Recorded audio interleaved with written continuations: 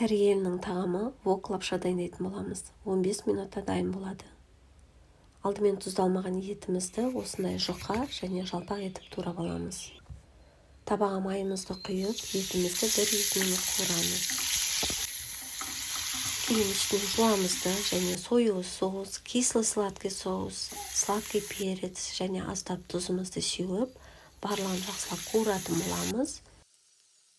5-10 минут аралығында осылай етіміз қуырылып дайын болады. Отты сөндіреміз. Кейін қайнап тұрған суға тұзымызды салып, пшеничный лапшамызды саламыз. 5 минут пісіріп, салқын суға жуып, кейін үстіне сұйық май құятын боламыз.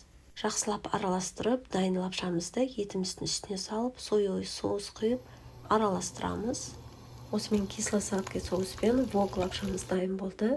Осы рецептпен 3 порция шығады. Видеоны достарыңызға таратып, сақтап алыңыз.